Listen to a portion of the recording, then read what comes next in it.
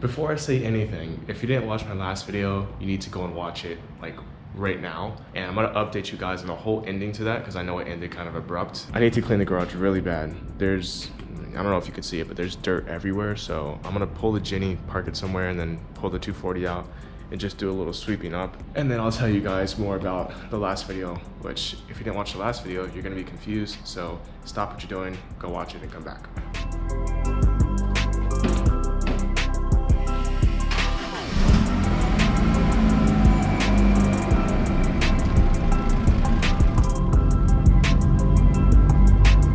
I'm waiting on a decal from the guys over at Super Secret Garage, which I'll put their at.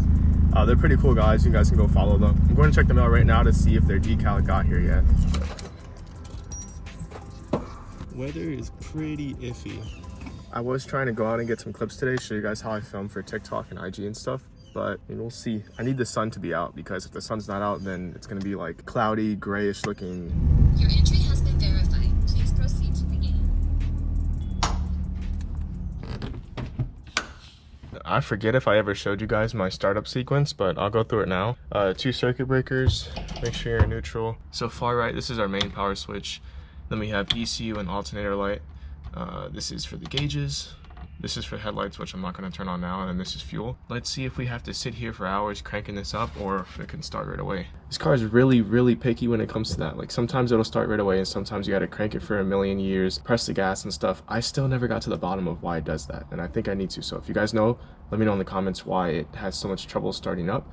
I do have a hot and start fuse, like for the ECU, like a tap wired in. So that's not the issue. I know the ECU knows when it's starting and gives it a different amount of fuel and all that stuff, so it's not that. DM me on Instagram. You guys have my Instagram. Leave a comment, let me know, because I want to figure out why it does that. It's only cold starts. If I'm driving or if I'm at a meet, it starts right away. It's only cold starts, like a day after it sits.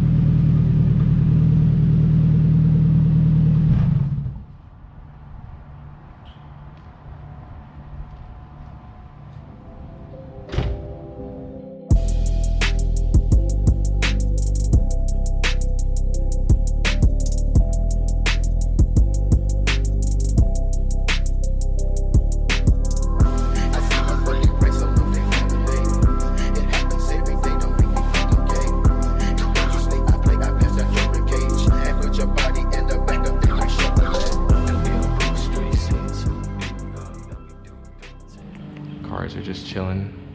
Let's talk about how the session ended. Okay, on second thought, I don't want the neighbors and everybody hearing what happened, so I just came inside. That last video, it wasn't supposed to be a big, long, drawn out, like full-blown session. All I wanted to do was go out and hit second gear and nail that sweeper, which is like the line I've been talking about in all my other drift videos. If you go, I'm gonna put the playlist up on the screen. If you go and click on that playlist, you'll see all the drift sessions I've had. I've only had 4, I don't know why I'm saying all like that, but in each one, it's supposed to build up to the main line, which is that sweeper, and then the back section, which maybe I'll try a little bit of next time.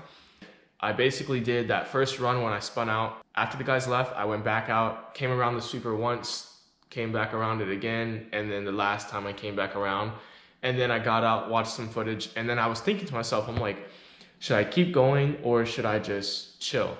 And I was like, let me just chill. So we parked up. You're supposed to park hidden away so you can't be seen from the street.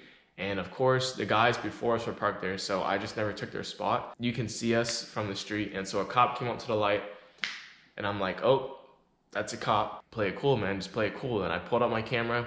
I started filming the car a little bit, just acting chill, like we were getting some shots, and he pulled up. He walked up to us. He didn't catch us in the act, so that's the good thing. He didn't catch us in the act, but he walked up. He's like, I know why you're here. I know what you guys do. We've been getting a lot of calls. You guys are free to go? Don't come back for a while, and then he let us go on our way.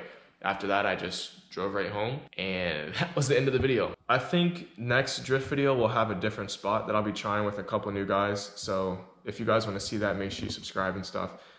Luna, we're going back outside. All right, it's starting to rain, so I have to pull the car back in, but I'm gonna try to get some B-roll before I do that. I'll just wipe it down in the garage, so. Oh, let me get that B-roll.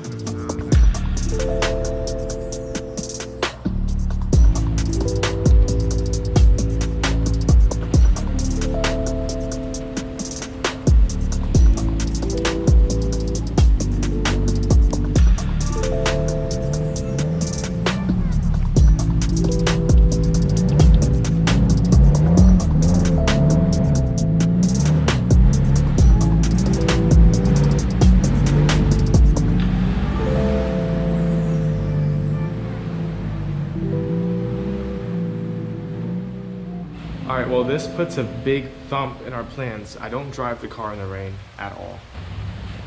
And it's raining. S14 sees water again. Dang.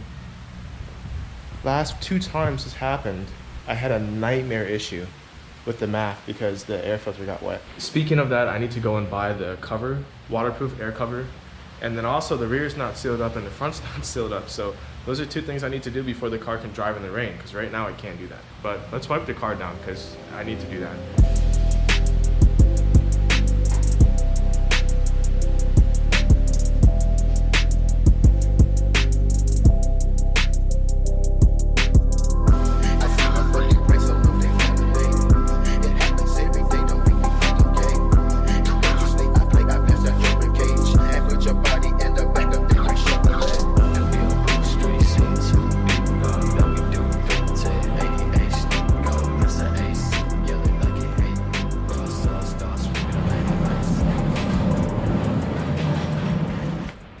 All right, if you're OG subscribers, you guys know I did a video on installing my racing harness in the car.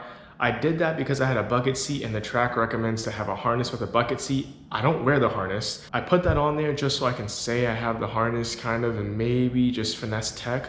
But I'm gonna need a harness bar, end date harnesses. I think the Seatbelt harnesses are expired now. Proper setup in order to pass tech. I don't know if they'll let me go through with the stock belt, but for now, I think I'm just gonna remove the harness because the way it's mounted, it's not the proper way. I'll try to find some clips that show how people in Japan run their harnesses because this is very common in Japan. As you guys also know, there's way less rules in Japan. There's a lot of things in Japan you can get away with that you can't in the States. You can have a fuel cell in Japan without a firewall. You can have a battery on the passenger side that's not in a battery box. And you can run your harness like this in Japan at the track at a grassroots event and there's no issue with it. Can't do that in the States. So I'm gonna take this out.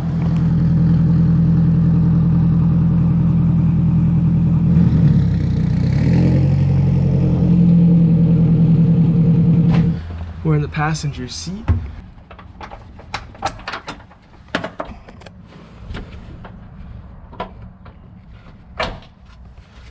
And that's it. I'm gonna leave. Whoa! What the? If you didn't already know, I have a spider issue. And I'm not letting that one slide. He's done. Oh, he's moving around. You're not gonna get away. You're not gonna get away. Insects deserve to be crushed. You will not escape.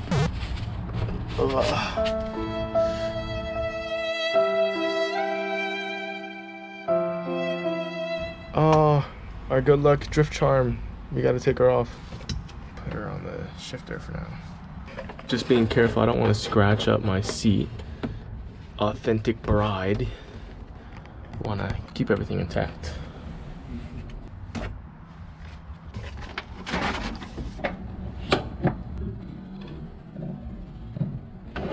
Whoa! My God, they're everywhere, bro. Where'd you go? Where did you go? I can't do this, guys. My biggest fear on Earth is spiders. Okay, I'll admit it. I can't do this. Are you serious, my brother? There we go. Okay, guys. with the harness out, my bandana is still gonna be here to protect the seatbelt, which rubs here. But on this side, it's not taped, so I can just pull this off. And the seat should look a little nicer, which it does. I like this, it's pretty cool.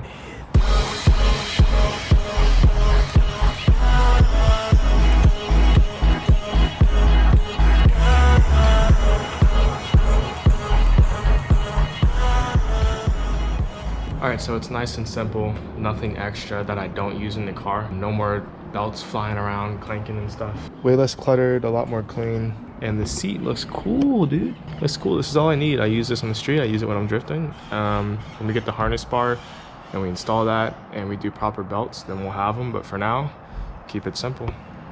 Stupid. So here's our new ECU, and no, it's not hard mounted. Now everything is there for it to be hard mounted, but the thing is, I don't know if I want to hard mount it. Oh, I was like, I'm gonna look for them, and they're right here. Holds up to 5 pounds. I don't need Velcro. The strips I installed are not as strong as the first ones I installed, and I took the first ones off pretty easy, it wasn't that bad. So I'm probably just gonna hard mount it, not to worry about anything.